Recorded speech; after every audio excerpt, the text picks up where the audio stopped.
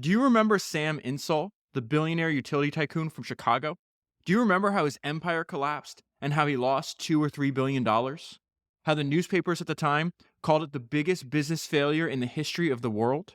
You may remember the battle that the United States government had to extradite Insull from Greece. But chances are you don't remember that Insull had been in the electric business as long as there had been an electric business. That he had started as Thomas Edison's private secretary in 1881. That he, more than any other man, was responsible for founding the business of centralized electric supply. That he organized the Edison General Electric Company, now known as GE. And that he worked out a model of nationwide product distribution that virtually all other American industry copied. That he practiced and popularized mass production and selling at the lowest possible cost long before these ideas were attributed to Henry Ford. That he was the first to successfully apply on a large scale the concepts of the load and diversity factors on which all utility rates are based today. That he brought into effect the natural monopoly principle of utility companies. That he helped create the open-end mortgage that's used in financing expansion of many businesses outside of the electric industry today. That he was the father of effective government regulation of public utilities and the creator of rural electrification. That he pioneered successful welfare programs years before most of business, labor, or government took any significant steps in that direction. That he helped develop the idea and techniques of modern public relations, and he was the crucial link between P.T. Barnum and Madison Avenue. And that he devised methods of marketing securities that made possible gigantic modern corporations. Next to Thomas Edison, Sam Insull is the name that you should remember as the most important and perhaps the most notorious person in the electricity business. That was an excerpt from the book I'm going to talk to you about today, which is Insull, The Rise and Fall of a Billionaire Utility Tycoon, and it was written by Forrest McDonald. This is a very old book. It was first published in 1962. And what the book lays out is that Insull was not just a company builder, but he was actually an industry builder. So you could think of what Rockefeller was to oil, what Henry Ford was to the automobile, what JP Morgan was to finance, and what Carnegie was to steel. Sam Insull was to electricity. But unlike Rockefeller, Ford, Morgan, and Carnegie, Insull made terrible, drastic mistakes at the end of his career, and he dies broke. And so for you and I, this is going to be one of the scariest books that we could talk about, because the idea that you can be wildly successful, maybe the most successful businessman in the 1920s, have an amazing 53-year career, and still be over-leveraged and risk everything and die with no money is absolutely terrifying. So I'm going to start with the relationship that he had with his father. Insull is born and raised in England, and what is most interesting is that he had all of his dad's positive traits and none of the negative ones. So his dad was described as imaginative, clever, and enthusiastic. What his dad did not have was energy, practical sense, and fortitude. Sam's father was idealistic, impractical, and intellectual. That is not how you would describe Sam. Sam was very smart, but he was pragmatic, very much like Thomas Edison. And another way Sam differs from his dad is there's a line in the book where it says his dad was not interested in earning a living. Sam was the exact opposite. He loved operating companies. He was a workaholic. It says his standard workday was 16 hours a day from the very beginning of his career, and all the way up until when he was in his 70s, he was still working 16 hours a day.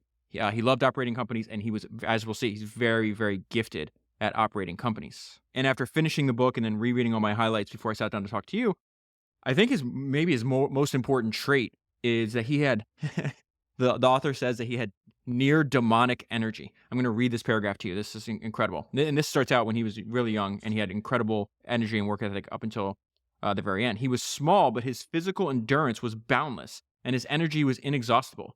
He had a peculiar metabolic makeup. He awoke early, abruptly, completely, bursting with energy. Think about that. He opens his eye and he jumps out of bed with a burning desire to achieve mission success, is the way I would put that. So he'd be bursting with energy, yet he gained momentum as the day wore on, and he would work long into the night. Later on, much later on, as a matter of fact, as an adult, he learned to relax, but relaxation was a learned thing to be resorted to only when he was on the verge of physical collapse. This sounds like Thomas Edison too. Relaxation was an act of will. His body always told him to go and go and go. Because he came from the lower middle class, and sometimes he was very close to poverty, from his dad's what I would call laziness. He started working really early. Starts having to support the family. I think he's working more than full time when he's 14, and so there's a description of him early on. But this is something again characteristics that he maintains throughout his entire life. The way I would think about when you analyze and read about Sam is he had a very gifted and deductive mind. So it says Sam's most obvious attributes was a capacity for racing through large quantities of reading material, effortlessly perceiving its important assumptions and generalizations, and thoroughly assimilating its salient details. The way his mind worked, it said he reasoned from particulars to generalizations about all the information that he was able to consume. He learned to see to the heart of relations between things and to grasp the underlying principles so clearly that he could perceive ways to shift them around and make them work even better. As we'll see when he goes to America to become the private secretary of Thomas Edison. I think he's 21 at the time.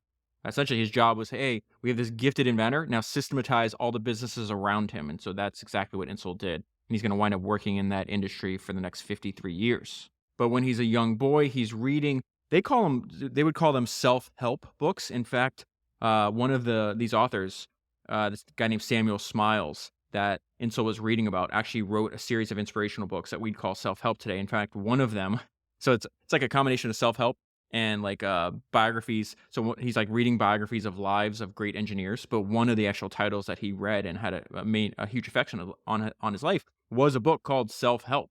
And these books in their day sold a ton of copies. So it was like they inspired thousands of young English men with this idea that if you exercise lifelong learning and self-discipline and honesty and thrift and prudence, then fortune would follow. And so he would take some of these lines, he would have these maxims that he'd repeat, and he would repeat them throughout his life ever since he was a young man. So I just want to list a couple of the ones that stood out to me. So the first one is, idle hands are the devil's workshop. Number 2, time is money. Number 3, things are simply done or not done. Number 4, one reveres one's family. Number 5, only that which is useful is good. That reminds me of one of my favorite Thomas Edison quotes. He says that sale is proof of utility. Edison was famous for only wanting to invent things that had actually a commercial application. And his whole point is like, it's useful because people will buy it. Sale is proof of utility. So again, only that which is useful is good. And 6, survival of the fittest. And so Sam's first job, he's 14 years old. He gets a job at this firm of auctioneers, and he's just an office boy, basically having to do whatever it is they need done. Just like Carnegie before him and Rockefeller, we see this over and over again. He'll just start acquiring all these skills that make him more valuable to the company, even at a young age. So Rockefeller would learn bookkeeping. Carnegie would learn how to be a telegraph operator. Insull's version of that, he becomes a stenographer. And just like Carnegie, who would stay up late into the night learning how to be a telegraph operator, Insull was doing the exact same thing. It says he worked at it long into the night every night until he had become an expert stenographer. The other night I was having dinner with 2 founder friends, and we ended up having this very interesting discussion on Sam Zell. And I actually it inspired me the next morning to go and reread all my highlights from Sam Zell's autobiography. And there was a description of something Sam was doing early in his career. It might have been one of his first projects where he was building on that student housing in Michigan, if I'm not mistaken. And there was a note I left myself that I had forgotten. And it says, do the best you can with the opportunity in front of you. Opportunity handled well leads to more opportunity. Opportunity handled well leads to more opportunity. So he becomes a stenographer, realizes, hey, this is a very valuable skill set. These older, more successful businessmen are in need of it. So I will not just learn it, but I will spend nights and weekends becoming the very best stenographer I can be. He's like 15 when he's doing this, right?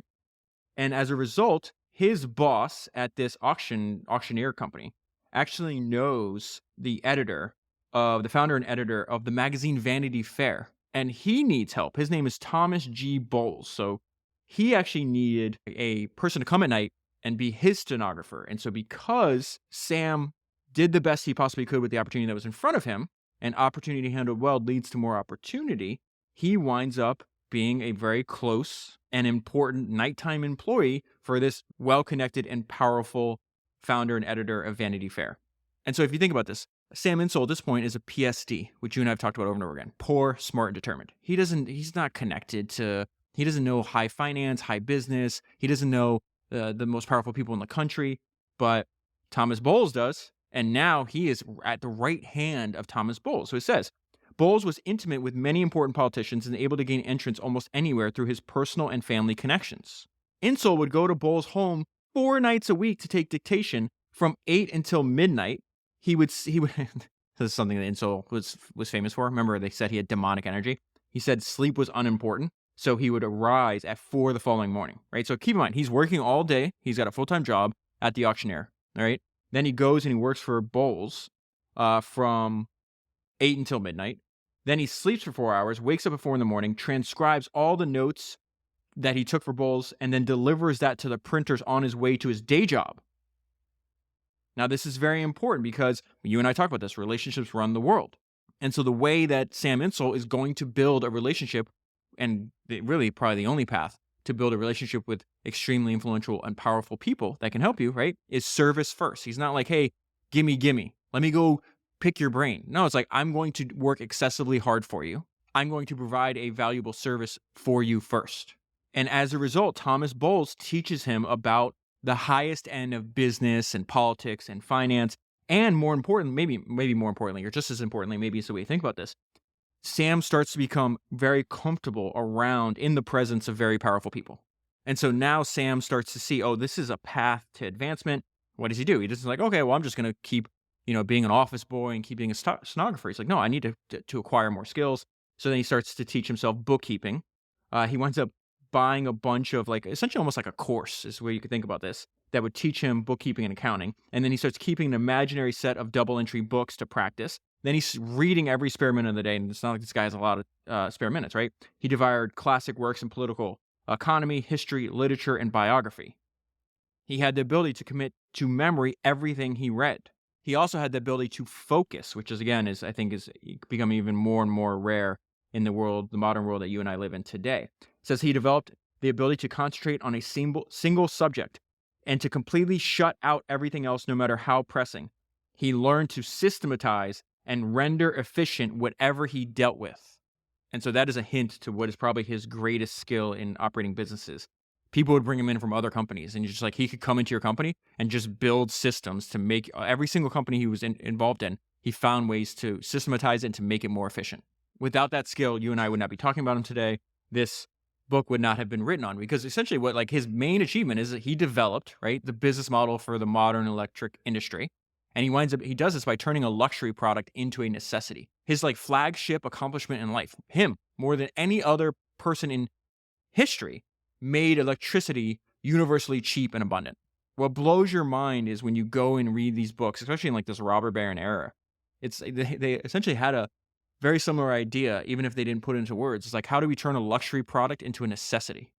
Okay, so I want to fast forward a few years. Insull is 19, and he still has this habit of reading and using the best, absorbing as much useful information as possible. He winds up coming across this article that talks about a 31-year-old American inventor named Thomas Edison. And Sam Insull is blown away. And after putting that article down, he goes and finds every single possible thing he can find on Thomas Edison, and he reads it all. In doing so, Edison becomes Insull's hero. And a 19-year-old Sam Insull does not know he's about to get fired for no fault of his own. He doesn't know this is going to be probably the best thing that ever happened to him. So his boss, that he's been working there for 4.5 years, gives Insull a review. He's like, "You're incredible, you're diligent, and unfortunately we have to fire you." And he was like, "Well, what's going on?" Their most important customer that was spending hundreds of thousands of dollars a year, and that's in the 1880s, wants his son to enter the business. So he's got, essentially, Insull gets fired because the company he's working for, the most important customer, the son needs a job, and that job that he gets was formerly done by Sam Insull. And as you can imagine, he's crushed, he's humiliated, he's somewhat depressed. But he doesn't stay depressed for long. He's like, okay, I got to find another job. I got to support myself. And he winds up getting a job. His new employer is this guy called Colonel George. Why did I say this is probably the most important thing that ever happens to him? Because Colonel George, it was the European representative of Thomas Edison. This is one of Thomas Edison's companies. This has nothing to do with electricity yet. This is when he was making innovations in the early telephone industry. So Colonel George hires a young Sam Insull. He's like, wait a minute, this guy can do everything. Not only can he be my stenographer, he can be my bookkeeper. And so what he does is he allows Sam Insull to read every single thing inside the company about all these contracts and all the businesses they're doing for Edison. Rockefeller did the same thing. If you remember on the multiple Rockefeller episodes I've done, he becomes like the bookkeeper at this like produce commission house. It's called Hewitt and Tuttle. And what he does is he's like, hey, I'm just going to read through the complete history of the company. So he goes back and reads all the books and everything about that. They say by the time Rockefeller was done, he knew more about the company than the founders did. You're seeing something very similar in Sam Insull's life. And so here's a description of that. He says he went through systematically every scrap of paper concerning Edison that he could find in the office, and he committed most of it to memory. When Edison's chief engineer, his name's Edward Johnson, when Edison's chief engineer came from America to London to supervise the installation of the first European telephone exchange, he found that Sam Insull, who again is 19 at the time, he found that Sam Insull knew more about Edison's business affairs in Europe than Colonel George did. And so if you think about what's happening is, this is really incredible. Step 1, learn everything about Edison. Step 2, build a relationship by serving Edison's chief engineer. So by this point, Edison's already Insull's hero, right? So he's like, okay, I'm going to tie my fate. He thinks Edison is so special. He's like, we need to tie our fates together. How am I going to get a job? How can I work? How can I meet Thomas Edison? And so this is what he says. He's like, well, I must do 2 things. I have to learn everything I could about the technical aspects of Edison's businesses, and I need to build a relationship with Johnson. And so how does he do that? Same way. He does acts of service. He doesn't ask for something. He's like, these people are really important. What can I do to help them? So he spends every single minute with Johnson's engineers as they're building this European telephone exchange in London, right?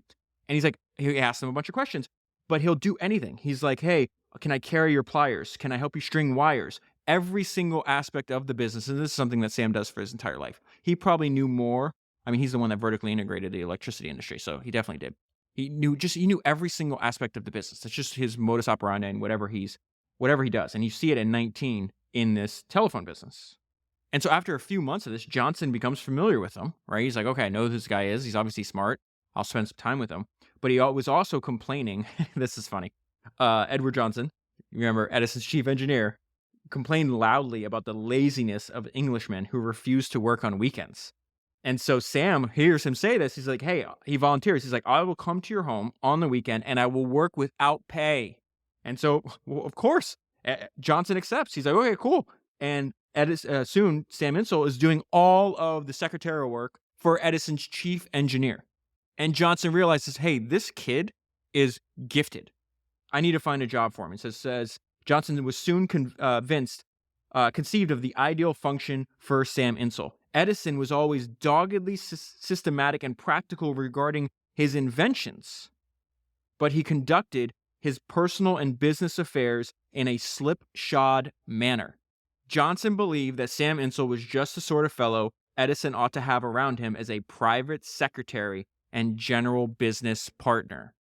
And so by this point, we're, 20 years into Sam Insull's life. It's very obvious. The book has just started. And there's a great line that Lyndon Johnson has said over and over again that are in the biographies of Robert Caro. I also talked about on episode 305 that I did on Robert Caro and LBJ. It's do everything and you will win. That's one of my favorite maxims I've ever heard. Do everything and you will win. If you heard my episode on the mind of Napoleon, right? That book is so hard to find. It's episode 302. It is obvious when you study Napoleon, when you study LBJ, when you study a lot of the people you and I talk about. If they didn't say it out of their mouth, their actions are showing that do everything and you will win. Most people will not do everything. And so we see he wants to go to America. He wants to work for Thomas Edison. There's no opening yet. Johnson's trying to figure out how can I get him in. And during this window of uncertainty, this time period, right? It's not like Sam Insull. I think you already know by now, this guy's not going to sit down and do anything. He wakes up with demonic energy. So this is what he did. During this wait, he was neither idle nor waiting. He reread every one of Edison's European contracts and then took it upon himself to write weekly letters to Johnson summarizing the fluctuations in the telephone situation and outlining Edison's shifting interest in connection with it. These letters proved to be the best selling points Johnson could have in recommending Insull. And when Edison's private secretary suddenly resigned, Insull was on his way to New York. Now, this is incredible. Everybody around Insull's like, "You are insane," because he's like, "All right, I'm out of here, guys. I'm jumping on a boat and I'm going to America." And they're like, "What do you do? What's your job?" He's like, "I don't know. There's no job description." "What are you getting paid?" "I don't know. I didn't ask." And so you have all of his family and friends like, "You're nuts. You can't go. You don't even know what your job is. You don't know what you're going to get paid. And you're going to get on a boat and go and cross the Atlantic?" And this description of Sam Insull is one of my favorite ones in the entire book. Doubting yourself is very, very dangerous, something that's come up a bunch. To have been swayed by such objections would have been completely out of character for him.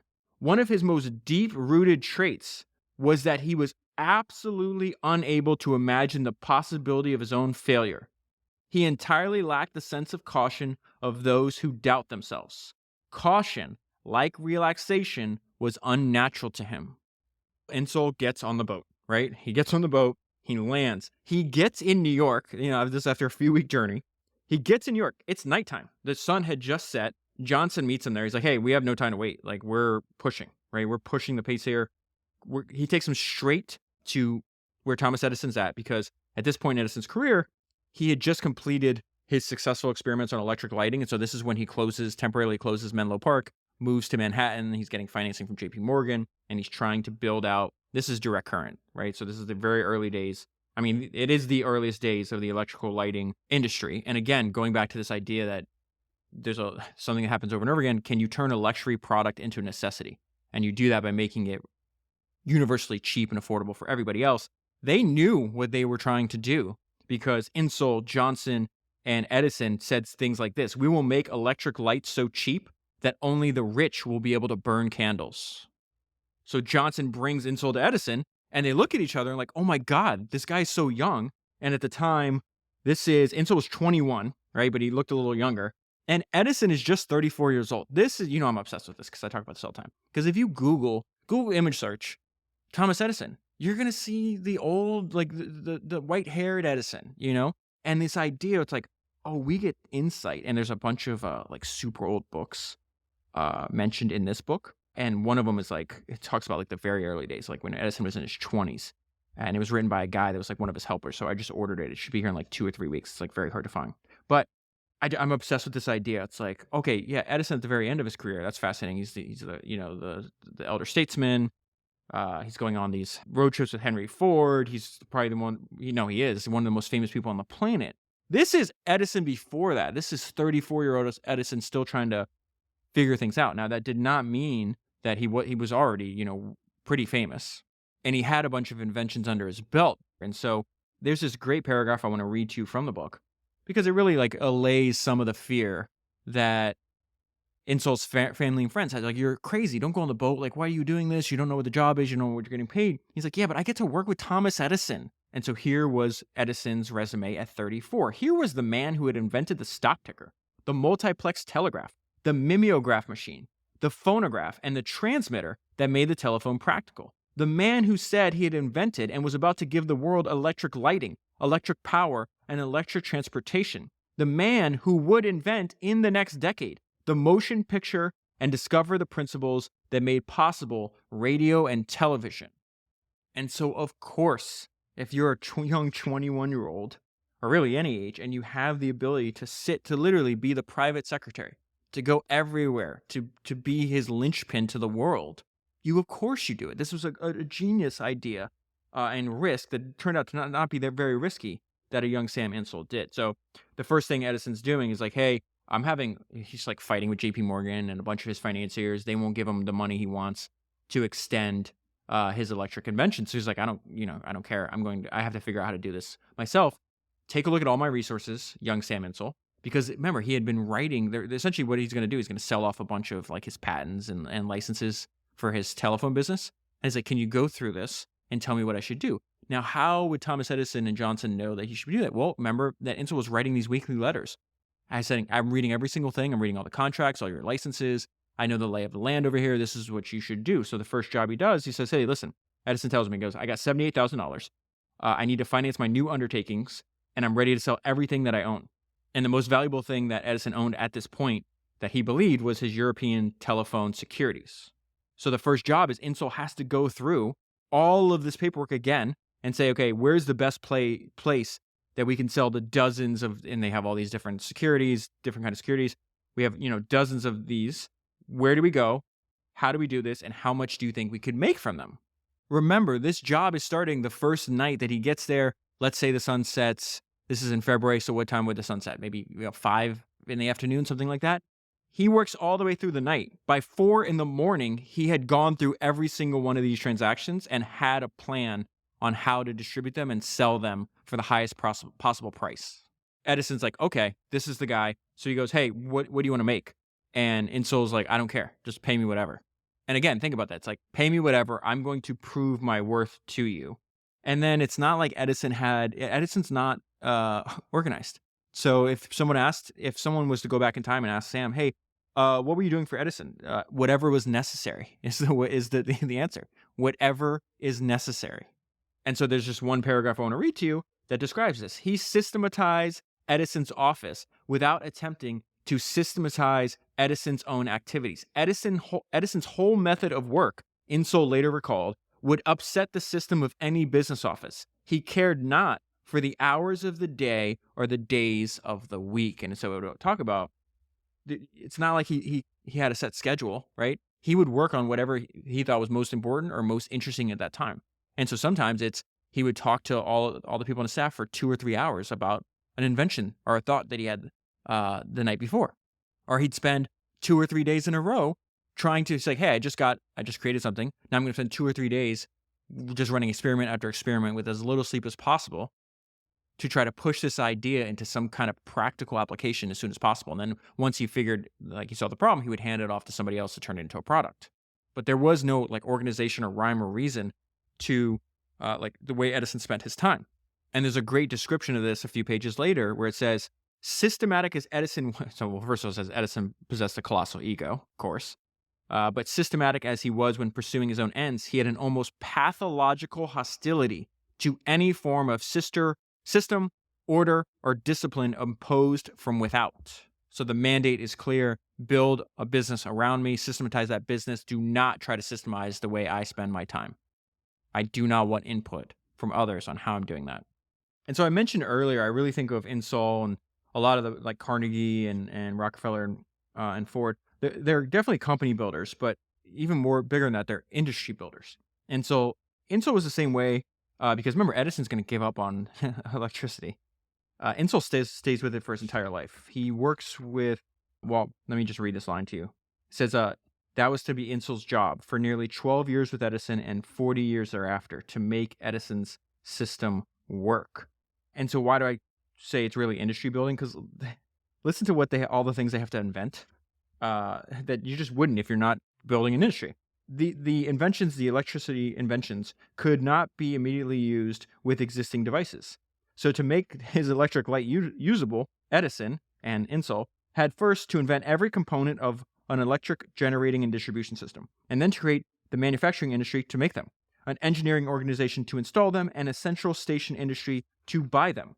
Hundreds of minor parts of a complete electrical system had yet to be devised. They had to develop practical switches, sockets, cables, junction boxes, wires, insulators, fusers, meters, filaments, voltage regulators, and scores of other devices. This is company building on hard mode because it is industry building. So the great thing about Insull, especially from Thomas Edison's viewpoint, is like you could just drop him in anywhere. It's like, hey, there's a problem over here, just go fix it, and then you can just know that he's going to fix it without having to think about it. So this is where he drops him into the company that eventually becomes General Electric. Now, what's fascinating here is the value transfer that happens between Edison and Insull. And the value is not in money. Insull's not making a bunch of money. He's 25 years old at this point, but he is building a world-class network and then like priceless experience. So he's going to take this network and the experience that he builds or that he picks up working for Edison and then apply it to his own business a few years later. But I do want to point out because it's kind of crazy is like how much time I had spent with this book. So first of all, the book is not easy to read, and it's not because it's bad writing. It's because there's so much, it's so high, like information dense, and there's so much going on because Insull's going to wind up having hundreds and hundreds of companies and these very complex structures. So let's say the book is 350 pages. It's not. It's probably 700 pages because I had to reread several pages multiple times. But what is happening is while I'm reading the book, I forget. Like the intro is, hey, this guy, the subtitles, The Rise and Fall of a Billionaire Utility Tycoon. He is so gifted at and has such great ideas that I had to remind myself over and over again while I'm reading this book. This has a terrible, unhappy, disastrous ending, and you just cannot believe. And that's why I think it's really going to resonate in my brain, and why I want to talk to you about it is because it doesn't matter how many great decisions you make throughout your 50-year career. If you over leverage yourself, you can ruin your entire life work, and you can die with no money and no, like, all your accomplishments wiped out. So I'm going to get to that in a minute because you see his fatal flaw, that excessive borrowing and excessive leverage just became this deep-rooted habit with him. And you'll see that because he's going to mention in a minute. So this is all the stuff that he's accumulating just in the short 4 years. So now I fast forwarded 4 years in the story. It's only 25, but he's met virtually all important figures in the business world. He had accumulated a bunch of experiences which would ultimately prove very useful in the business that he's going to set up and run for the next 40 years after that. That he knew everybody who was anybody in the electric business. He had picked up firsthand knowledge of urban politics on a depth and a scale that was rare. He had learned enough about manufacturing, selling, promoting, administration, and organizing. And he had also learned the meaning of credit and what it could do. Borrowing became a deep-rooted habit with him. He would say, never pay cash when you could give a note. And so I just want to pull up a couple of things that came to my mind. They all come from Charlie Munger and Warren Buffett when I got to this part, because he owned a bunch of different companies. One of them, let me just give you the idea of like how highly leveraged he is. After the Great Depression, this guy is going to wind up borrowing like another $200 million. Again, he had gone through a bunch of, this is the very difficult part about this, is like he had gone through a bunch of different financial panics. He didn't really believe, this was one of his fatal flaws, I should say. He didn't believe the Great Depression was anything different. He's like, oh, this is like, I've been through a bunch of financial panics. Everything will be fine. It'll be back in like a couple months, a couple of years. And so he literally called to the White House with a bunch of other like prominent American businessmen, and Hoover's like, oh, this is, just conduct business as usual. Now, all this falls. The weird thing is when you read about Insull in the biographer too, and I watched a couple of videos on him as well, they all like, oh, it wasn't his fault, it was the Great Depression. It's like, no, it's always the founder's fault. It doesn't mean I don't think he committed fraud. He winds up being, I'm not even going to talk about that. It's later on in the book though. He winds up going to trial. He beats every single trial. From my reading of this, and it's very hard to tell, I don't believe that he did this. I just thought he made a bunch of terrible decisions that had way, way, way too much leverage. So I'm getting ahead of myself. Let me just read this because this idea came up to it. It's like, oh, never pay cash when you can give a note. And so what I did is I went to Founder's Notes and I searched leverage, and specifically this note that I had in my mind on the dangers of leverage and the fact that this is coming from Warren Buffett's shareholder letter. And he says, like, most people won't heed history's warning. So I just want to read, because this is essentially exactly what happens, very similar to what happens to Sam Insull. Warren Buffett says, unquestionably, some people have become very rich through the use of borrowed money. However, that's also been a way to get very poor, which is exactly what happened to Insull. When leverage works, it magnifies your gains. Your spouse thinks you're clever and your neighbors get envious. But leverage is addictive. And he was addicted to it from a very early age. And maybe you had to. I'm not sitting here, oh, I wouldn't have done this if I was him. I would never have that. Like, highly likely that Sam Insull's smarter and more talented and more accomplished than I am. And so it'd be very arrogant to think that if I was presented in the same situation that I wouldn't have made his same decisions. The point is, like, we're learning from history because as Munger said, learning from history is a form of leverage. It's to know this shit. So, I don't do this if I'm ever presented with that opportunity, right? So I want to be very clear. When leverage works, it magnifies your gains. Your spouse thinks you're clever and your neighbors get envious. But leverage is addictive. It seems that he was very addicted at an early age. Maybe he had to be. I don't know. Once having profited from its wonders, very few people retreat to a more conservative practices. And to repeat, as we all learned in the third grade, and some relearned in 2008, any series of positive numbers, however impressive the numbers may be, evaporates when multiplied by a single zero. History tells us that leverage all too often produces zeros, even when it is employed by very smart people. It's impossible to read this book and not think that Sam Insull was very smart, right? That is the dangerous. That is why it's going to latch onto your and I's brain. It's like, oh my God, this happened to him. I need to avoid this. Leverage, of course, can be lethal to businesses. Companies with large debts often assume that these obligations can be refinanced as they mature. This something happened with Insull. He was guaranteed, don't worry, you have unlimited credit. And the bank said, oh, you don't. And Reynolds wrap. That assumption is usually valid. Occasionally, though, either because of company-specific problems or a worldwide shortage of credit, which is what he goes through, what Insull goes through, maturities must actually be met by payment. For that, only cash will do the job.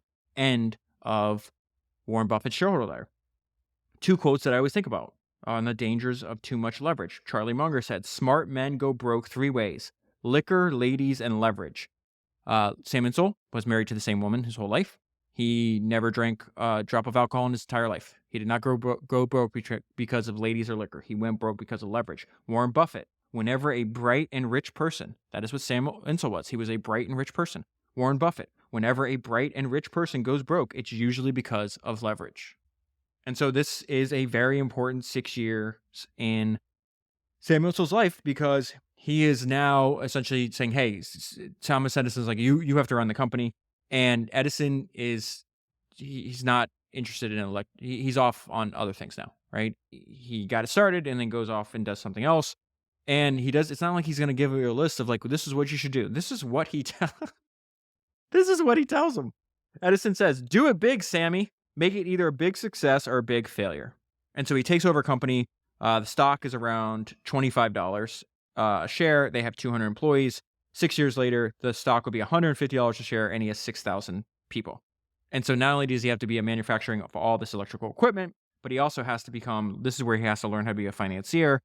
And he says at almost times a magician, because of this rapid growth that the company is having. They're perpetually short on cash. And so that is why they're always they have no operating capital. So they're constantly having to borrow. A lot of it's debt. Actually, way more of it's debt than was equity, which was interesting as well. They actually had a hard time to get people to invest in the company. And so this is a description of this problem he's having. He spent almost half his time going from bank to bank to borrow and to beg money on short-term notes and juggling his available cash and credit with extreme dexterity in order to make ends meet. This experience was frantic, nerve-wracking, and disgusting to him. Now, these companies are going to be essentially taken over and recapitalized by a combination of Henry Villard and J.P. Morgan. There's more about the details of that in the book, but the reason I want to bring this up is because I really want to hammer home how Insull operated, because I think these principles, again, minus the leverage, are very valuable to this day. Fortified for the first time with working capital, Insull reorganized and integrated the manufacturing operations, rendering them vastly more efficient. Insull followed a set of basic principles that he would follow throughout his career. Remember, he is somewhere between 25 and 31 years old. That they're describing him here. The first was to expand. Expand by raising new capital whenever possible. Expand by plowing profits back into the business. Expand by borrowing every nickel he could lay his hands on. The next was to treat his workers generously and humanely. So I need to pause there. This constant expansion, remember, he's trying to turn a luxury product into something that is universally cheap and abundant. And he knew from the very get-go, scale is the key to that. I have to build, in some cases, the biggest electricity generating plants in the world. And obviously to do that, he's going to need a ton of cash. The next was to treat his workers generously and humanely, not out of sentimentality, but for the sound economic reason that discontent breeds stoppages, and stoppages are inefficient, irrational, and costly. Another principle was to spread fixed costs. This is related to his desire to expand and scale, okay? Another was to spread fixed costs as thinly as possible by diversifying operations in order to keep the plant busy at all times. Keep that idea in your mind for later on, this idea of how do we spread fixed costs as thinly as possible? He's going to vertically integrate. This is what it's like. It'll make a lot of sense. Why does he keep buying electric part companies and then these electric traction and these electric, essentially trolley or train companies? It'll make more sense in a little bit. But really, the main point is because he wants to spread his fixed costs as thinly as possible by diversifying operations in order to keep the plants busy at all time. And then another one is sell products as cheaply as possible. Before he had any proof, it was his belief that lower prices would bring greater volumes, which would then lower unit costs of production and thus yield greater profits. Okay, so everything I just described to you, he was doing in New York. But at the very beginning of the book, it mentions, hey, it's that billionaire utility tycoon from Chicago. How did he get to Chicago and why did he go? So because he's one of the most prominent people in the early electricity industry, people ask him for advice. He gets a letter from the Chicago Edison Company, and they're looking for a president. And so they're like, hey, do you know anybody that'd be good for the job? Who's the best person we could hire? And I don't think they wrote this letter thinking that they would get him. because at the time he's running General Electric. That's a $50 million company, which is insane. And he's making $36,000 a year just in salary, and with, obviously other compensation in there. And Chicago Edison Company is 1/50th the size. It's not even $1 million company.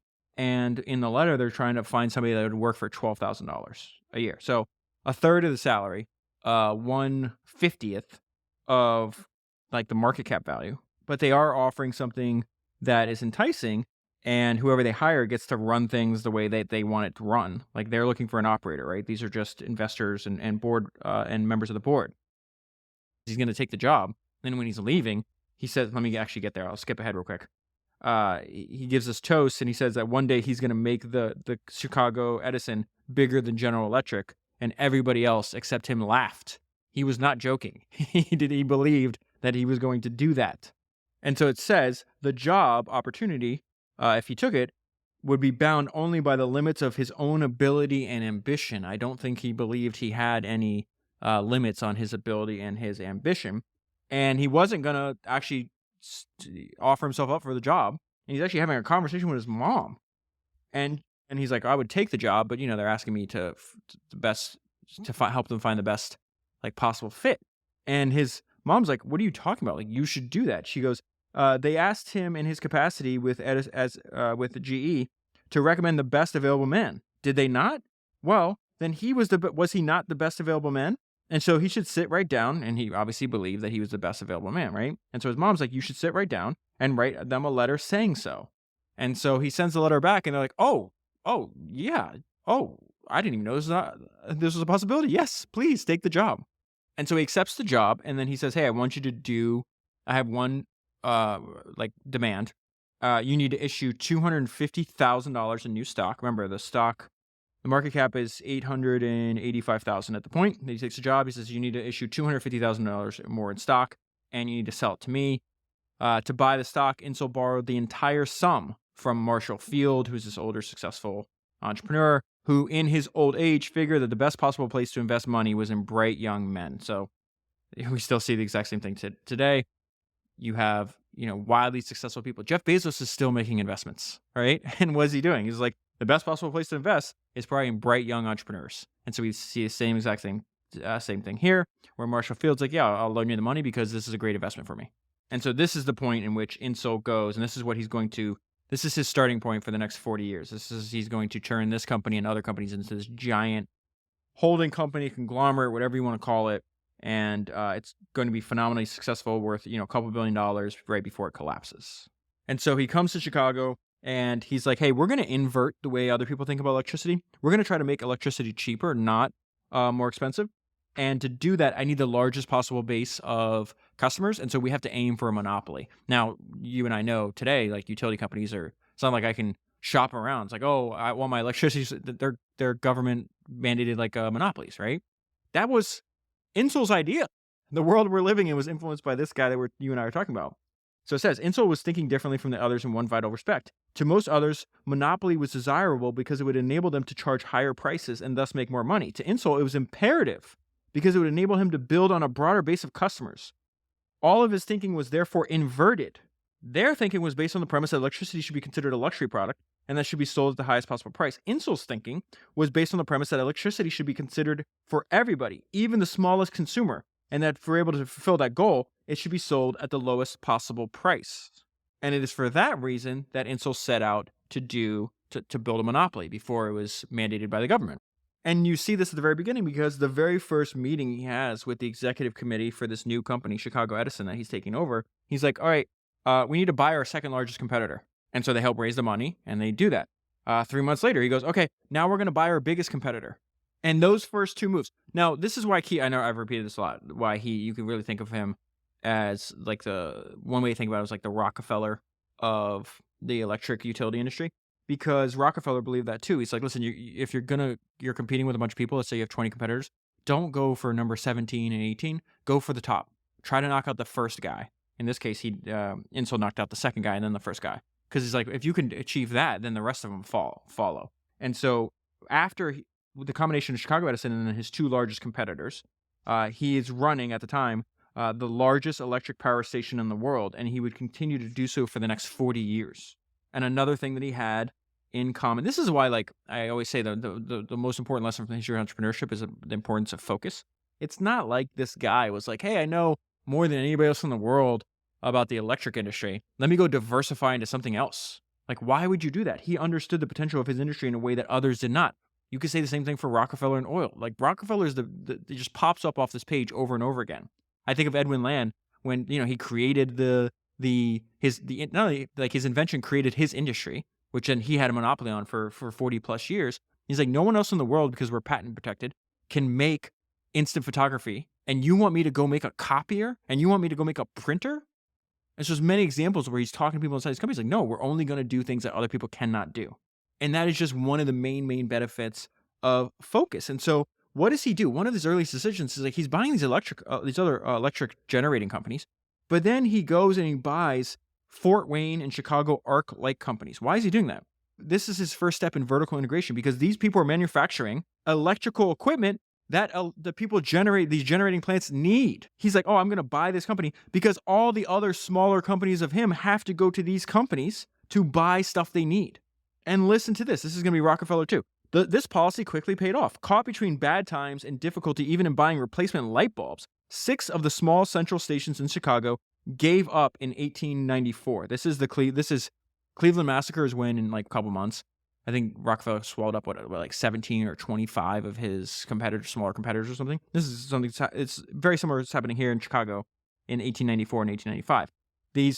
These 6 smaller stations sold out to Chicago Edison. So he knocked off 2. Then he knocked off the second biggest competitor. Then he knocked off the first. Now that company combined with those 3 companies, right? He's the biggest player in town. Now he's found a way to get 6 other smaller people to sell to him. So they sell to Insull. When he won, Insull was always generous to the losers, paying them more for their plants than they were worth. Rockefeller did the same thing. This is incredible. This was not him being benevolent, but good business. This is a great line. Insull recognized that while money may not buy friends, it will keep many a man from becoming an enemy. And people, while they're watching him do this, like, this is dangerous. You shouldn't do this. This is a little boutique. This is a tiny little business. What are you doing? Optimists at his time, right? They're like, okay, how many possible customers can you have in a city of Chicago? The most optimistic in the early electricity industry, right? They guess that maybe one day you might be able to get 25,000 customers, Sam. 25,000 customers. Like, you're spending a lot of money for only 25,000 customers. You know what Sam thought that number was? He's like, well, how many people live in Chicago? And they're like, 1 million people. He's like, okay, so I'm going to get 1 million people. Think about that. His guess for how big his market is, and he actually shot underneath that. He's going to get way more than 1 million people. I think his companies wind up combined producing all the electricity for like 1/8 of the entire country's population. But think about this. Everybody around him, again, this is why I tied it in with focus and the importance of, like, if you understand the potential of your industry in a way that others do not, why the hell are you diversifying into something else? Just keep going down that curve, right?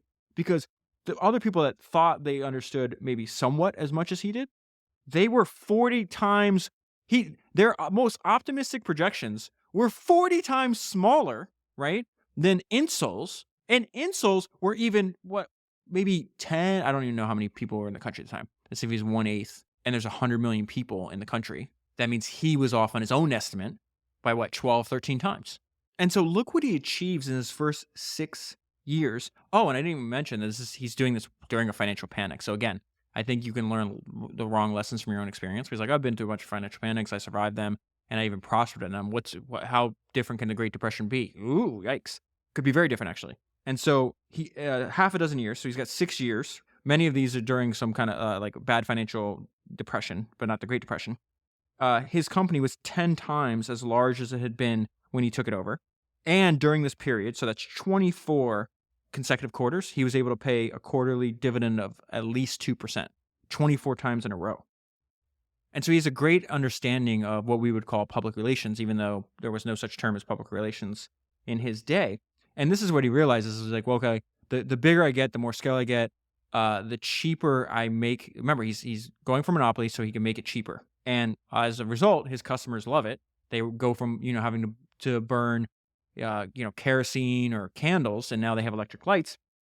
And so he's a beloved person in his community. He's built a lot of relationships with a bunch of politicians, and he has a great line about this. So he says, more profound than his organizational ability was Insull's sense of public relations. To him, the moment of applause was the moment for action. The moment of applause was the moment for action. And so he's beloved, and he goes, hey, these should be government regulated monopolies. That was his idea. So he goes, he initiates, and he brings to successful conclusion the movement for utility regulation in the United States. And he believes this is necessary because he believes that you have to expand, you have to spread all your fixed costs over the largest customer base as possible. This is the most effective way to do this. Some people have described this as regulatory capture. And so this push for this like legalized monopoly, it helps him expand, which obviously was what his goal is. Is like, I have to spread all my fixed costs over the largest customer base. If I have a legalized monopoly, that's going to, it's the best way, the best tool I have to extend my customer base. Now, here's the problem too, where this is, this constant expansion is the way they thought about the constant raising of debt. If you go back to what Warren Buffett said earlier, companies with these large debts often assume that these obligations can be refinanced as they mature. That assumption is usually valid. Occasionally, though, either because of company-specific problems or worldwide shortage of credit, maturities must actually be met by payment, and for that, only cash will do the job. When that happens to Insull, he doesn't have any of the cash, and so he loses everything. But the way they looked at it was, hey, to expand this new industry, we're going to need vast quantities of debt capital.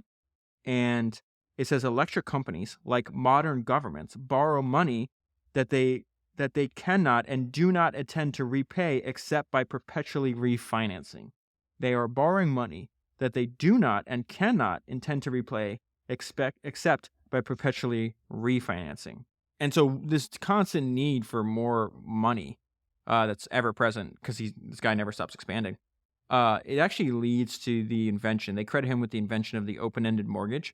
And that's I think the main like lesson here is that the way you position and frame things actually matters, and it can actually get people to comply with your request for something that they previously declined. And so he goes to the board or the executive committee, and he says, "Hey, I need $100 million in bonds." This is 1896. They're like, "Are you crazy?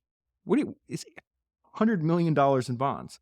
And a year earlier, he had tried to get them to do $6 million. So this is like, again, how fast this guy moves and like how his ambition is and his scale. Like, think about that. Last year, he goes to them. He's like, I need $6 million in bonds. They said no. Comes back next year. He goes, okay. I know you said no on 6 million, but I need 100 million in bonds.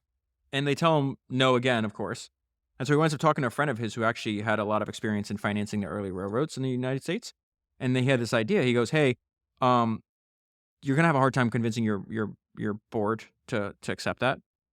I have a way you can like reposition this. He says, why don't you ask them for a mortgage with no limit? And he says a mortgage with no limit might seem much smaller and more conservative than one with a limit of $100 million. And you sound like, that sounds crazy. How could that possibly work? Insull proposed to them a mortgage with no limit, and they accepted. Under this mortgage, Insull would issue $500 million in bonds before he was through. So you come and put a number on it. That 100 million scares the crap out of them. Then you said, hey, I essentially have like this open-ended mortgage. I'll draw from it, little by little, or whatever the case is.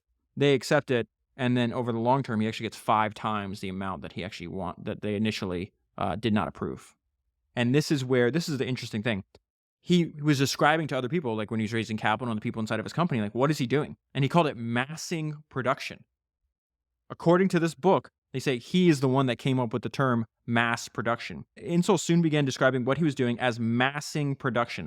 Think about it as amassing production, right? A phrase that his publishers shortened to mass production long before historians mistakenly ascribed that term to Henry Ford. Massing production turned into mass production. Another very fascinating idea. Remember, he was acquisitive by nature, right? So he's buying all these companies. And what he realizes is like, okay, well, I'm buying them. Sometimes I'm paying more than they're worth because money is a good way to avoid people being enemies with me, right? I want people on my side. Think of a Rockefeller essentially built a company full of founders, right? He just bought their company, and then he's like, hey, you guys are talented. Come advise me. And then you'll be rewarded with Standard Oil stock. Now, this is fascinating. So he starts buying all these new properties. He's like, oh, wait, I'm not only applying scale, I'm acquiring customers, I'm acquiring equipment. More important than that, I get talent. So he's like acqui-hiring people back in the day, right? he would devise methods and he would detect talented people. And if he thought they were talented, he would partner with them or buy their entire company. And so he said new properties were the most prolific producers of executives inside of the Insull organization. That sounds a lot like Rockefeller. Another Rockefeller-esque thing: sell at the lowest price possible, sell ridiculously low. He sold so low that no one could afford not to have electricity service. To win customers, Insull sold electricity at rates so low, they appalled other central station men. That's like Rockefeller trying to buy you out and you're saying no, and then he just shows you his books. He's like, and you're like, oh my God, this guy can make a profit at prices that would drive me out of business. To win customers, he sold electricity at rates so low that they appalled other central station men. Now, he is building a public utility, so he's going to need an advanced understanding of public relations, and he understood that you must craft a story and you must educate your customers. So there's 3 separate examples I think all go together that talk about this advanced understanding of public relations, and I think there's just a lot of good ideas in here. And so it says, he displayed an advanced concept of public relations. I care not, he said, how good you operate. He's how able maybe the management of your property. So he's talking about to all these. He's got, I don't even know, 150 subsidiaries. This is where it gets so complicated, and I think led to his downfall was how complicated his organizational structure and how many different entities were involved, or how good your engineer may be and how perfect your plants are. Unless you conduct your business as to get the goodwill of the community in which you are working, you might as well just shut up shop and move away. He's talking about public relations. Convinced that the vulnerability of utilities derived from a lack of popular understanding, Insull attempted to educate his customers. He began making public appearances at every opportunity. He was instructing employees in public relations. He established an advertising department, which soon expanded into one of the first full-fledged public relation departments in existence. He published a magazine called Electric City and distributed the magazine free of charge by the tens of thousands all over Chicago. But he said by far the most effective device Insull had for winning over the public was rate cuts. This is exactly what Henry Ford did later on in his career when the Model T was up and running. He effectively was able to stop paying for any advertising because all he did was try to root out any inefficiency and any waste and just keep making his automobile manufacturing plants more efficient, thus allowing him to drop the price of his car. And so every time he dropped the price of the car, it would be picked up in the newspapers. And that made him beloved because, this thing that used to cost $6,000 and only be available for the rich, I can buy for $250. So again, the most effective device that Insull had for winning over the public was rate cuts. The cuts were simply good economics, but they also created immense publicity, just like I described for Henry Ford. Immense publicity value. Who had ever heard of a public utility voluntarily cutting its rates? He hits on that idea that you need to pay attention to public opinion. These are your customers. This is very important to you. The customers, obviously, he's heavily regulated, so it also influences the customers are also voters. From Insull's position, the task ahead was thus one of swaying public opinion. And at a time when public relations and mass selling were in their infancy, in this art, Insull had few peers. And so they make the point later on in the book. It's like, listen, say there's 50,000 people who understand the necessity of the service that you provide, right? But there are 100 million Americans that have not even thought of it. He says, our task is to see that the figures are reversed, right? So it's 50,000 people that understand the importance, all the work that goes into what we're doing, but there's 100 million. Those are potential customers. We need to reverse that. We need to make the people that understand and are customers of ours the majority.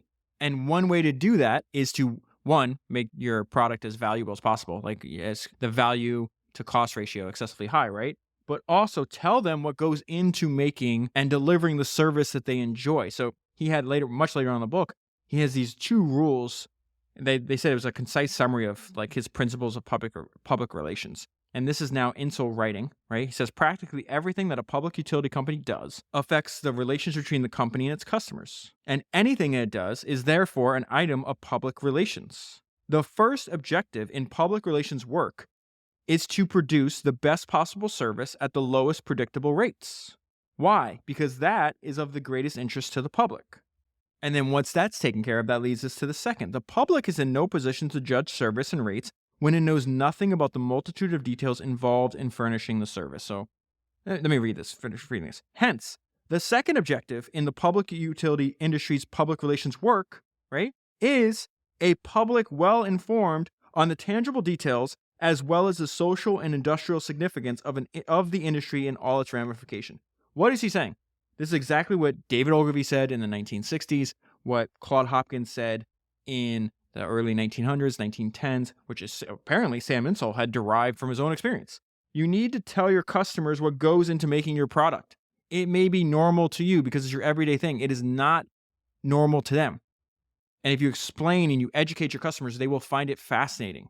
And as a result, it will make the service and the product that you provide more valuable in their eyes.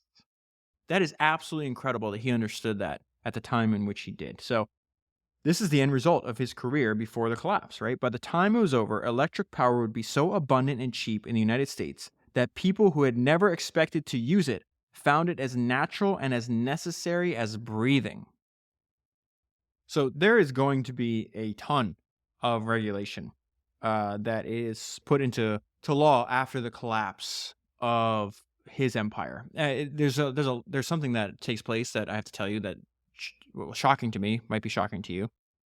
Every employee of Insull's companies were stock salesmen. So what does that mean? Like the employee that would come and check your meter would also like knock on your door and try to sell you stock in the company. This is crazy. He would see his personal fortune increase from around $5 million in 1927 to $150 million in 1929, and then tumble by mid-1932 to zero and below, to a net indebtedness so large that, as one banker put it, he was too broke to be bankrupt. With him went hundreds of thousands of stockholders who shared his faith in his own invulnerability. And so they set the context where I could see a lot of people that like essentially say, hey, Insull was like, this is a macroeconomic environment. The Great Depression is kind of out of his hands. Yeah, but it's your choice to take this. Like this is, when I read this paragraph, it's going to sound very familiar. We've gone through many times where like credit and money is essentially free. And that was happening in the late 1920s. And so you have all these bankers that come up to him and they try to like essentially just they're deluging him with easy credit. And they really, in many cases, like beg him to accept it for any purpose. And so one of the banks that's going to wind up screwing him over later because they're like, oh, the money's there, we'll back you. And then they wind up losing their ass, so they can't back him, is Continental Bank. And they would come up to him and they're saying, hey, just so you know, if you fellows ever want to borrow any more than the legal limit, all you have to do is organize a new corporation and we'll be happy to lend you another $21 million.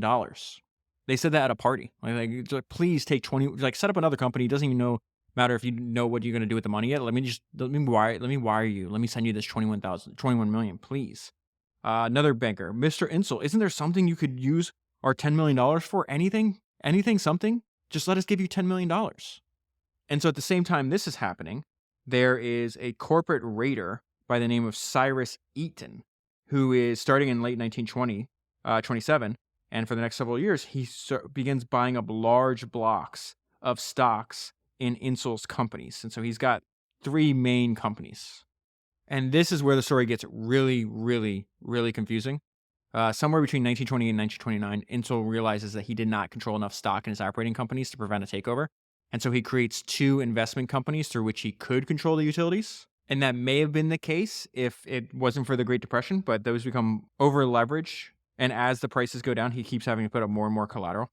We'll get there in 1 second. So I'm going to give you like a brief overview. You have the Great Depression, and again, like without his actions after the Great Depression, his companies could have survived. It's not like you're going to cut your electricity unless you absolutely are in complete dire situations. But it's what he does is like how much money and debt he takes on after, like after and the beginning and through the Great Depression.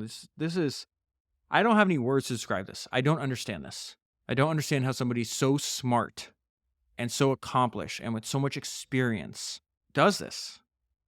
So it says, then came the great crash in October. The first thing he did was go to the rescue of his employees who were caught with margin brokerage accounts by supplying him from his personal portfolio whatever additional collateral they needed. 10 days later, as if nothing had happened, 10 days after the crash in October, right? Black Friday. Or Black Tuesday, rather. Sorry, not Black Friday. Black Friday's the sales. Okay, so Black Tuesday. So it'd be October 29th, 1929. 10 days later, as if nothing had happened, he proceeded with a long-planned opening of the palatial New Civic Opera House. He undertook a huge new venture of a construction on a natural gas pipeline that he was running from Texas to Chicago. That is a project, that one project alone would cost $80 million. Remember, this is $80 million in 1929, okay? What he did next would suggest that he was possessed of delusions of grandeur, supremely confident that this depression would be neither longer nor more severe than those he had weathered in the past. He expanded far more than turned out to be prudent. He returned to debt financing, and he bought Eaton's Holdings, so that's that corporate raider. Insull's company spent $200 million on capital investment during 1930. Most of that is debt. So 200 million times that by 20 to get a rough estimate of today's dollars. And he did that in 1 year. I don't understand this. I kept every page. I'm like, why is he doing this? Why is he doing this? These are notes I'm leaving myself. And then I get to this point. It's like, this is a 50-year successful career destroyed. This is terrifying to me. And so people around him were shocked that he was willing to take on more than $200 million of new debt in the wake of the Great Crash. This reminded me of, if you listen to the episode that I did on Ted Turner, it's episode 327. He winds up having to get bailed out by John Malone. And John Malone says something in that book that I think applies to Sam Insull. John Malone, describing Ted Turner, says, he took his leverage too high and the structure of the leverage was a problem. So he spends that $200 million debt, right? Then he's got to buy out this corporate raider. They agreed a $63 million transaction. Goes back to the bank, right? And then they pull. 4 times in the month of May and June in 1930, the president of Continental Bank said that they'd be behind him all the way. 4 times, Insull refused. Then he came back a 5th time, and Insull said yes. He says the only way to finance this purchase was through bank loans secured by the stocks from his 2 holding companies. So somewhere between $56 and $63 million more of debt, right, secured by stocks from his 2 holding companies. They get the Chicago can't. He's usually dealing with Chicago banks at this time. Then he has to go to New York. He hates the New York bankers. He has to go to New York because Chicago can't fulfill this, right? And he says the various loans were extremely complex. What did John Malone just say about Ted Turner? He took his leverage too high, and the structure of the leverage was a problem. This is exactly what's taking place in Sam Insull's life and career at this point. And he's doing this in a market that's dropping like a stone. Each drop in the market would force the investment trust to put up more collateral against their bank loans. If the market were driven down far enough, the bankers would have as collateral the entire portfolios of Insull's company. With that, control of the whole Insull empire. And so as this is happening, what do you think the reaction is? They keep buying. They're ignorant of the danger. And so this is what they were doing. In essence, they would buy up Insull securities on the exchanges and then try to sell as much as possible in small lots through their secondary market, which is like the customer ownership. And then the guy that is doing this for Insull said this. It's very simple, he said. You can't go on buying your own stocks forever. Sooner or later, you run out of money. In spite of everything he knew, Insull could not, as late as midsummer 1931, bring himself to believe that he was in serious danger. But he was. The end was very near. To keep the market up through the summer, they tried to keep the market up through the summer of 1931. But in September, England went off the gold standard and the New York Stock Exchange reacted with complete hysteria. Short sellers spread a rumor that Insull was dead or dying, and in that week alone, the stocks of his 3 companies dropped by a value of $150 million. As the market declined, they had to put up ever-increasing amounts of securities as collateral against their bank loans. By mid-December, the well had run dry. Every nickel of the combined portfolios of the 2 investment trusts were in the hands of bank creditors. That is a Reynolds Wrap. The creditors then in turn demand that he resigns. On Monday, June 6th, the deed was done. Insull dictated and signed papers all day, drafting resignations from chairmanship and presidencies and receiverships of 60-odd corporations. All afternoon, as the orgy of registrations and resolutions went on, newspapermen swarmed around Insull's door. When it was over, he emerged. His statement to the press was a single sentence. Well, gentlemen, here I am, after 40 years, a man without a job. He eventually flees and is extradited back to the United States, put on trial multiple times, beats every single trial that can never prove any fraud. I do believe his statement that he made. He says, I have erred, but my greatest error was in underestimating the effect of the financial panic on American securities and particularly on the companies I was working so hard to build. He didn't even understand the danger he was in. I worked with all my energy to save those companies. I made mistakes, but they were honest mistakes. They were errors in judgment, but not dishonest manipulations. I do think that is true. For 53 years, for his 53 years of labor to make electric power universally cheap and abundant, Insull had his reward from a grateful people. He was allowed to die outside of prison. He does not live for long. The only remaining enemy of Insull's was boredom. Like Napoleon, Insull was required to spend his declining years in well-fed inactivity. For 2 more years, his life dragged on. He followed the news of business and politics with keen interest, but there was rarely anyone with whom to discuss these subjects, and Insull was ill-equipped to play the passive spectator. On the morning of July 16th, Insull entered a Paris subway, and while waiting for a train, he had a heart attack and died.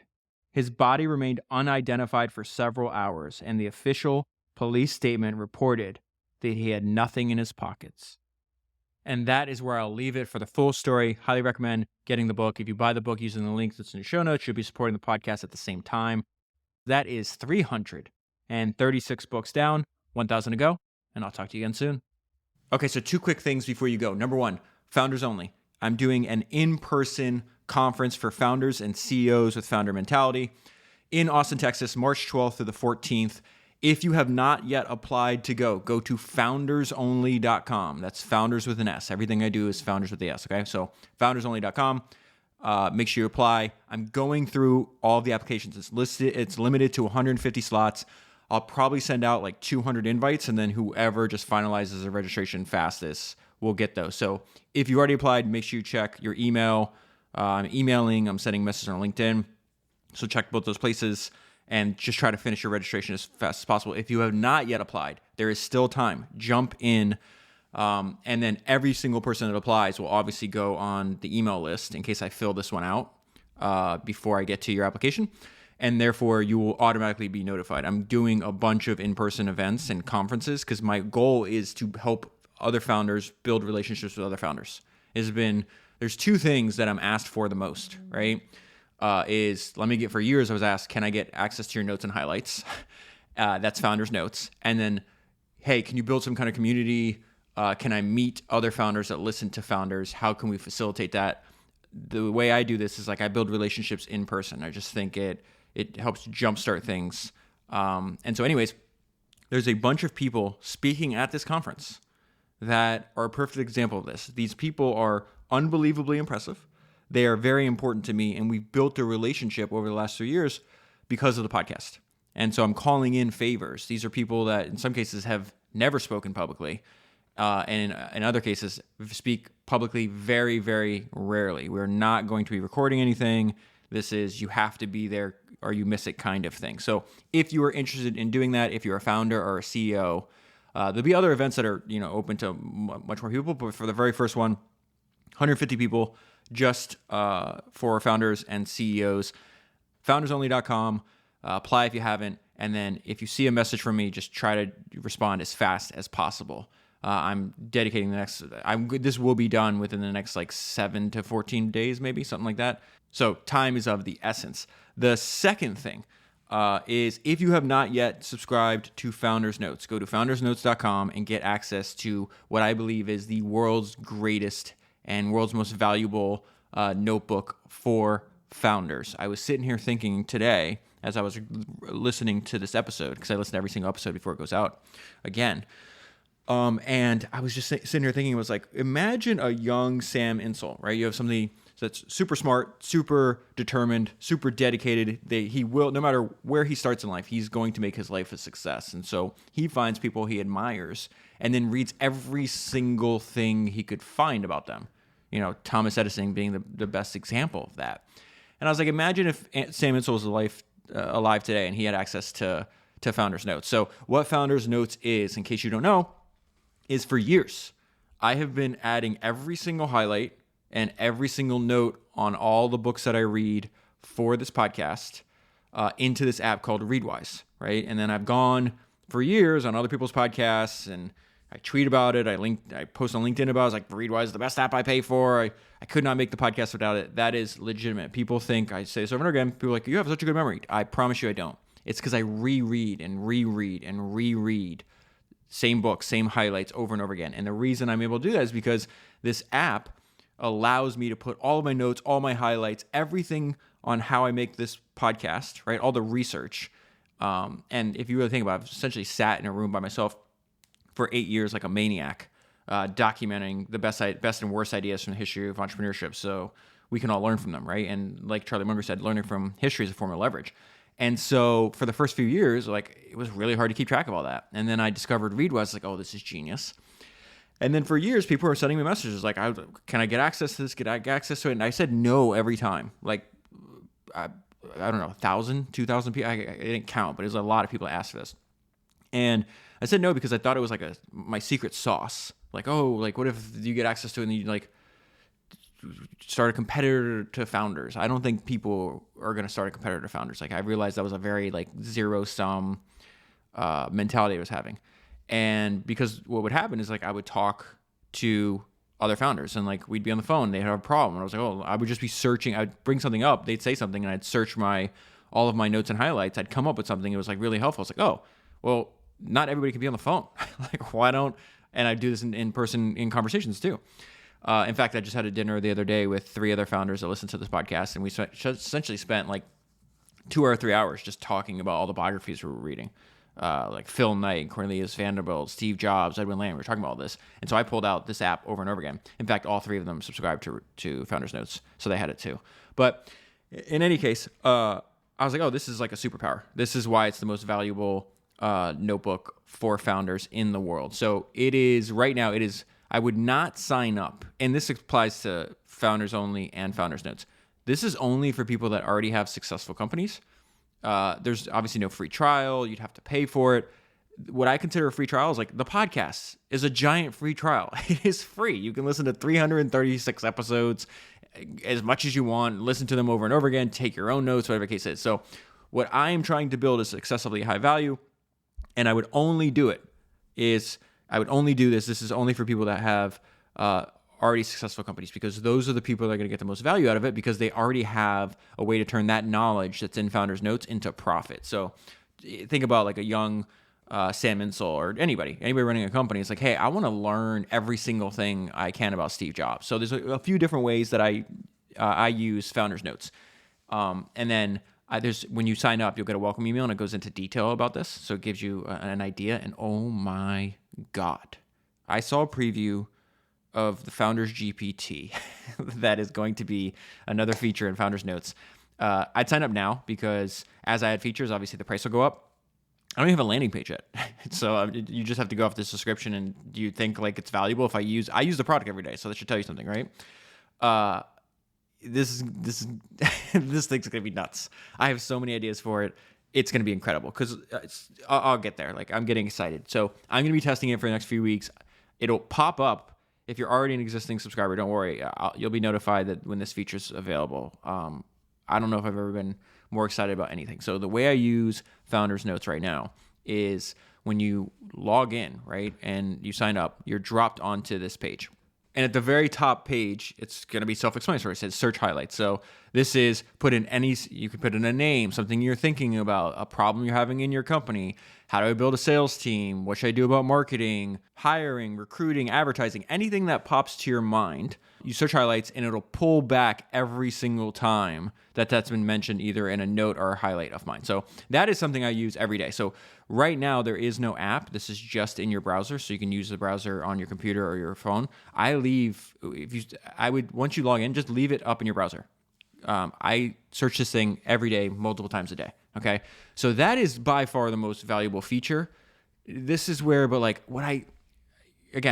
it's the most valuable feature, but what I think is like excessively special is this thing called the highlights feed. And again, this product is for, think about who I had in mind when I wanted to make this, right? When I contacted the team at Readwise and I said, hey, both of the founders listened to the podcast, and I was like, hey, we should build a product together. I want to essentially give people access and see exactly what I see. And I want it to be a new product, and I want to call it Founders Notes. And so that's how this thing came to be. And I knew already the people that are going to get the most value out of it already have a successful company. So that's why I say it's for them. So those people also read a ton, right? There's a high positive correlation between success, entrepreneurial success, and reading. And so the highlights feed is very special because think about all the other platforms that we're giving our attention, right? It's like kind of just these algorithms throwing things in our face. You're seeing like random posts from, somebody you went to high school with 25 years ago, or, somebody angry about something else. And it's just like, anything that gets engagement. And the way I think about the highlights feed feature, right? It looks like, this is what me and my friend Morgan Housel, the best-selling author, talked about. It's a smart Twitter feed is what it looks like, or a smart Facebook feed. And the highlights feed is random highlights and notes, right? You go on it, and instead of scrolling, this is like, if obviously the reason I said you should have a successful company, because usually, those people also read as well.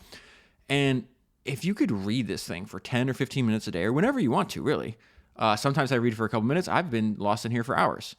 And what happens is like, it's almost like it's like History's Greatest Entrepreneurs, a random sampling of History's Greatest Entrepreneurs speaking directly to you. Like I just clicked on it, and there's 2 quotes from Poor Charlie's Almanac, right? Then there's one from Ted Turner. Then there's one from John D. Rockefeller. Then there's 3 in a row from Sam Zell. Then there's 2 from Napoleon. There's 1 about Balenciaga. And like it just goes on and on and on. And some of them, it depends on the context of what's going on in your career. Some of them aren't going to be meaningful for you, just like when you're scrolling any other feed. But they're really good prompts for your thinking and reminders of the lessons that we're learning on the podcast, because you can listen to every single episode, and I know a ton of people that have, but you're going to forget a lot of stuff. Our mind is meant to like forget 99% of the stuff we take in. So that's why I think repetition is the mother of learning. It's so important. And I think that's what the highlights feed does. I'm sitting here scrolling while I'm talking to you. It's like, here's another great idea on David Ogilvy, for example. He took an idea from Henry Ford, and he says, following Henry Ford's advice to his dealers that he should solicit by personal visitation, I started by soliciting advertisers who did not employ an agency at all. So he's talking about how he started his agency when he was like 35 years old. And the fact is like, yeah, I can go and say, hey, hire me and fire your existing agency, or I should just do what Henry Ford did. And just like go to the people by personal visitation that don't have any, like it's easier to sell somebody that doesn't have an advertising agency already, partner, as opposed to like getting them to switch to some unknown entity. And you'd be shocked at how much you'd be shocked at how much either you didn't know or you had forgotten. Here's another one that's fascinating. He's talked about, this is the book, my friend Jimmy Soni, he's a good friend of mine now. He's the author of this book called The Founders, which is on the beginning of PayPal. And it talks about how competitive in the end of, it's really competitive at all times, but especially during the .com bubble, how competitive it was for engineering and like really A+ talent, and something that that helped Musk out. He's just like, hey, I got a lot of my own money in this. And so there's the unexpected benefit of putting so much of your own wealth in helps with recruiting, because they're like, this guy has, I think at the time, I don't remember how much of Musk's net worth, but he had a ton. I think he got like, after selling Zip2, $28 million. What is that after taxes? Who knows? 15 million, something like that. And then he's telling this guy, hey, I have 13 million. I have 13 out of my $15 million in this company. It has to work. So there's just these weird ideas that happen. And what happens, which I've heard over and over again from a ton of founders, is like an idea or a comment on the podcast or reading in a book or reading founders' notes will go into your brain. It'll go through everything else that's particular to your company. And on the outside, it's something unique and usually beneficial to your company. So that's the way I think about highlights feed. It's like, it's very interesting and special. I don't even want to confuse you, but almost feel like it could be like a separate app, which whatever. Maybe I'll test that personally and see if it's fascinating. It's very, very fascinating. And then finally, because I don't want to talk your ear off, books. You can go to the book section and just go buy books. So last week I talked about you can go read all of the highlights from Brad Jacobs' book. And in Brad Jacobs, when I was reading about Brad Jacobs, I was really thinking a lot about Danny Meyer. And I hadn't read Danny Meyer's autobiography, Setting the Table, for years, but it is excellent. And so then you can go, and I think there's 59, I said? No, 29. Sorry, 29 highlights. And so those 29 highlights, probably take 10 minutes to read and really think about. And it's shocking how much you can learn, just by reading 30 highlights from a book, or 44 highlights from a book, or 71 highlights from a book. So that's a brief overview of how I use Founders Notes. You can sign up, invest in a subscription for what I think is the world's most valuable notebook for founders at foundersnotes.com. Their annual subscription. So every day, I'm adding more highlights. Every day, the product gets better. So if you think about that now, you sign up now, within the next year, I'll add another 50 books and probably, 4,000 more highlights. The more highlights and notes that are added, the deeper the ideas go. And I think the context around them only get more valuable with time. So, okay, that's enough for me. If you have not yet subscribed, highly recommend doing that. I think that is for sure. Subscribing to foundersnotes.com is the best way to support the podcast. If you want to travel to Austin, Texas and hang out with me for 3 days, it's all inclusive. That means if you have to get yourself to Austin, but then the event everything's included in the price. So the event, all the talks, all the lodging, all the food, everything. It is a private, I rented out this entire private venue. It is not open to the public. The only people that will be on the property will be people taking part in Founders Only. So if that sounds interesting to you, that is foundersonly.com, foundersnotes.com. Both of those links will also be in the show notes. Thank you very much for your attention. Thank you very much for listening to Founders. And I got to get going and start reading again for the next episode. I'll talk to you again soon.